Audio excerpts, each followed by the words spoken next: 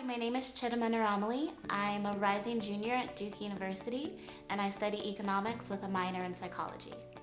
I decided to apply to the program because I was drawn to the idea that I could study leadership through my own personal cause. One of the things that really stuck with me the most was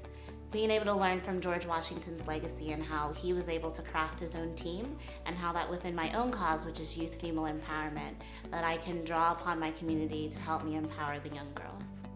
So I would describe my cause as trying to diminish the self-confidence gap that exists in the workforce. And the way I'm tackling that problem is through the idea that we can address the self-perception issue that women have amongst themselves by empowering them in their youth. My specific focus is in Kentucky, in the Appalachian region, because I've identified that region as a place that doesn't have a lot of resources. My ultimate goal is to create a 5-day summer program which focuses on helping rising 5th and 6th graders establish their sense of self, with the idea that if we plant the seeds of ideas of how do you deal with stress, how do I become more comfortable with who I am in my own skin, that as they go in through the troubling times of middle school and high school, they'll relate back to those ideas and have a community amongst themselves as they help one another.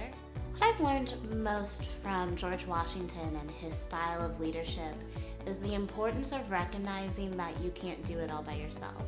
George Washington was one of the people who I think, out of the founding fathers, was the most self-aware of his deficiencies and also his strengths. And he was able to use that to surround himself with people who he thought were smarter than him, and was able to use one of his strengths, which is delegation, in order to truly get results. So from that, I'm looking more into what is it about myself that I know where my strengths lie and where my weaknesses are, and how can I craft an effective team so that we can truly accomplish anything. I would say the most important aspect of leadership is having a strong sense of who you are and knowing what your values are. So then when you're trying to make a decision or you're trying to adjust to some kind of surprise, you're able to look back on, well, these are the cores of what I'm able to do, and I can use those to know that whatever decision that I'll make in leadership that I'm okay with. Mount Vernon really taught me that it's not enough to just have an idea and to be a strategic planner, that there's so much that goes into actually trying to make my dream a reality. They've really helped me kind of develop a sense of what is it that I'm exactly trying to accomplish, what are the stakeholders that I'm going to need to get to my goal, what are the nitty-gritty details that I would have never come up with by myself.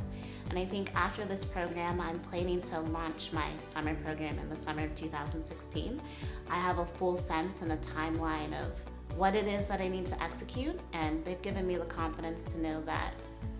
I'll be able to fulfill that plan. Maybe it won't be so much in the perfect order that I'm hoping for, but that if I reach a bump in the road, that I'll be able to rebound back from that.